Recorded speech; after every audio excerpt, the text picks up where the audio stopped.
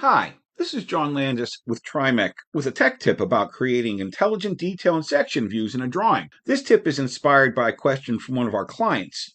They were creating drawings of a configured part, and when they changed the configuration in a model view, the associated section views and detail views did not update as expected. Notice if I change to a different configuration here, well, if the geometry, the end of the handle stays in the same spot, we're fine. But look what happens if I select a shorter configuration. It really messes up our detail view. And if we go back and select wider configuration, well, now we have a lot of problems with our section view as well. Well, we can remedy this manipulating the geometry that drives the detail circle and the section line. If we take a look in our tree, you'll notice that under our detail view, we have the ability to edit the sketch of the detail circle. We also need to make sure that we're selecting the circle or the spot where that lanyard hole is. So if I show the sketch for that lanyard hole, this circle can be now associated with that and will always stay with the location where the sketch of the lanyard hole is, whether or not the lanyard hole is there in the configuration. That's great. Another thing we're going to do is manipulate the diameter of the circle here. And we're going to make sure the diameter of the circle always changes or it updates based off of the size of the geometry it's associated with. And we'll set that to 9 millimeters.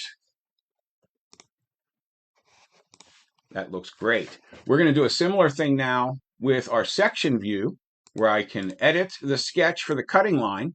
And in the property manager, we can literally edit that sketch. I'll set its location from the end of the part.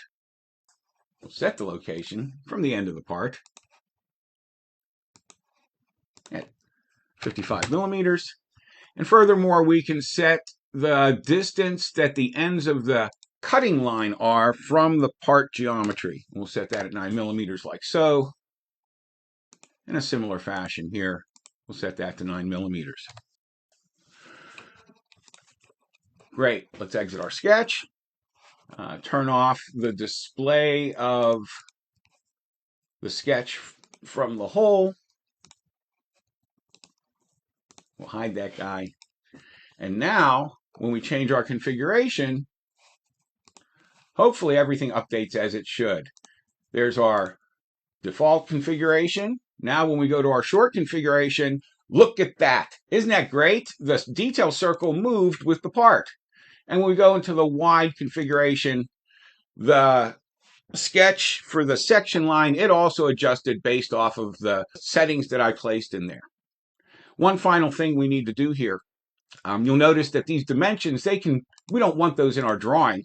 So we can simply hide them. With a right click on each of these, we can hide them so they do not appear in the drawing.